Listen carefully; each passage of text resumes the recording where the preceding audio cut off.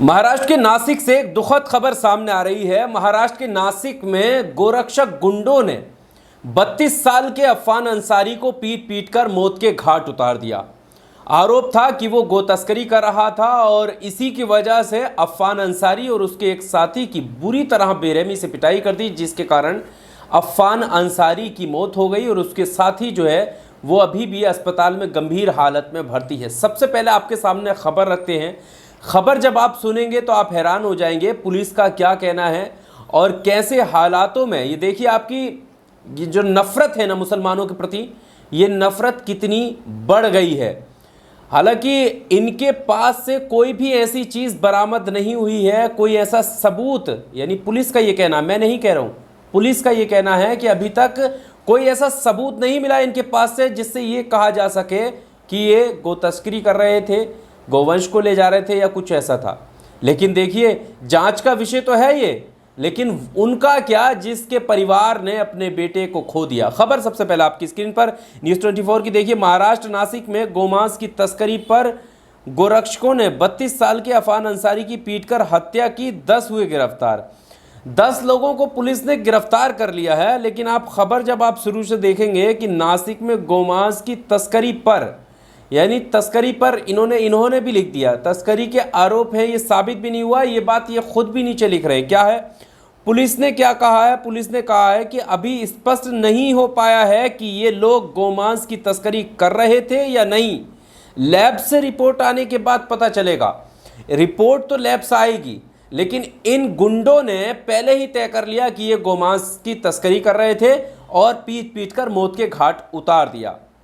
आखिर किस तरह से मुसलमानों के प्रति नफरत बढ़ रही है। और ये यहाँ पर एक अपील है कि ईद के मौके पर आप अपना ख्याल रखिएगा।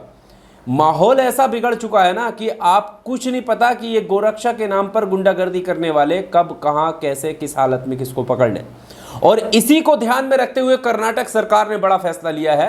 कर्नाटक सरकार ने सीधे सीधे अपने महकमे से, पुलिस के महकमे से ऐलान किया है, उनसे कहा है कि कोई भी आकर के किसान को अगर परेशान करता है, पशुओं को ले जाने वाले शख्स को परेशान करता है, भगवा गमछा डालकर अगर कोई ये कहता है कि मैं फला दल से हूँ और फला दल से हूँ, किसी भी दल या संगठन का नाम लेता है, तो सीधा उसको लात मार करके अगर वो कानून अपने हाथ में लेता है तो उसको जेल में डालो, ये उन्होंने कहा है। और यही सब राज्य में होना चाहिए कि अगर कोई गलत कर भी रहा है, मान लीजिए कि ये कुछ ऐसा कर रहे थे, तो ये जांच का काम, चेक करने का काम, और जो उसके पास दस्तावेज हैं या नहीं है, लीगल है या इलीगल है, ये किसका है? ये इन नफरती गुंडों का है क्या? ये पुलिस प्रशासन किस काम के लिए बैठी है? फिर प्रशासन जो कानून है वो इन्हें हाथ में लेने के लिए कौन कह रहा है? क्यों इन लोगों पर कार्रवाई नहीं होती है? अब सिर्फ जांच का विषय हो गया, 10 लोगों को गिरफ्तार कर लिया, क्या इससे ये सब चीज़ रुक जाएंगी? और उस परिवार का क्या होगा जिस परिवार ने अपने बेटा खो दिया? उस परिवार का क्या होगा जो परिवार आज भी अपने बेटे के इंतजार में अस्पताल की बेंच पर बैठा है, जो उसका बेटा जिंदगी और मौत से जूझ रहा है? क्या होगा उसका? देखिए अब मैं आपके सामने ये खबर मोहम्मद जुबैर ने क्या लिखा है वो आपके सामने रखता हूं। Afan Ansari was lynched to death in Nashik on Saturday night. ये सैटरडे नाइट की रात की बात है जब इन्हें जो है 2 लोग थे ये, और दोनों कौन कौन थे? एक तो अब्दुल माजिद अंसारी था, इसका पूरा नाम जो है, अफान अंसारी का पूरा नाम है अफान अब्दुल माजिद अंसारी, और दूसरा जो साथी था इसका, उसका नाम था नासिर शेख। नासिर शेख अभी हॉस्पिटल में है और अफान अंसारी की डेथ हो चुकी है। अब हालांकि प्रशासन ने जो है इसको कह दिया कि अभी ये जांच का विषय है, ये साबित नहीं हो पाया कि ये गोमस लेके जा रहे थे या नहीं लेके जा रहे थे, लेकिन इनकी जान चली गई। और इन पर जो है हमला कैसे किया है, ऑफिसर्स ने बताया कि जो गोरक्षक गुंडे थे उन्होंने इन दोनों आदमियों पर लोहे की रॉड और लकड़ी के जो डंडे, बैटल होते हैं डंडे, उनसे इन पर हमला किया है। ये तस्वीर आप देखिए, एक वीडियो भी आया है वो आपके सामने हम रखते हैं। ये वीडियो आपकी स्क्रीन पर हमने चला दिया है, देखिएगा किस तरह से ये बेबस हालत में दोनों यहाँ पर ज़मीन पर पड़े हुए हैं।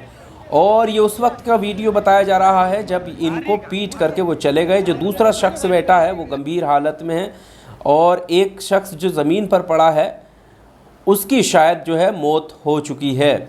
तो नफ़रत जो है वो किस तरह से बढ़ गई है ये हम बताना चाह रहे थे, आप सोचिएगा। और कर्नाटक के जो मंत्री हैं खड़गे जी, प्रियांक खड़गे, उन्होंने जो स्टेटमेंट दिया है, उनके स्टेटमेंट को इसीलिए लोग उस पर चर्चा कर रहे हैं, उस पर बात कर रहे हैं और सराहनीय कदम बता रहे हैं कि ये नफ़रत के नाम पर जो लिंचिंग हो रही है, हिंसा हो रही है, उसको रोकने वाला कदम है। कि आप अगर खुली छूट दे देंगे, और उसमें आप सुनेंगे कि खड़गे जी का जो स्टेटमेंट था वो क्या था। उन्होंने कहा था कि अगर ये काम वो करने लगेंगे तो आपका क्या काम है। पुलिस प्रशासन से ये बात कह रहे थे और बात सही भी है। जांच पड़ताल का काम प्रशासन का है, रोक ठोक का काम प्रशासन का है, लेकिन ये कोई भी आकर गले में कोई भी कलर का कपड़ा पहनकर खुलेआम गुंडागर्दी पर उतर आए, इसकी इजाज़त इन्हें कौन दे रहा है। और देखिए, कल ही बात हम इस बात को कर रहे थे जब कर्नाटक में ये इस तरीके की बात कही गई कि ईद के मौके पर इसका ध्यान रखें, और नासिक से ये खबर आ जाती है।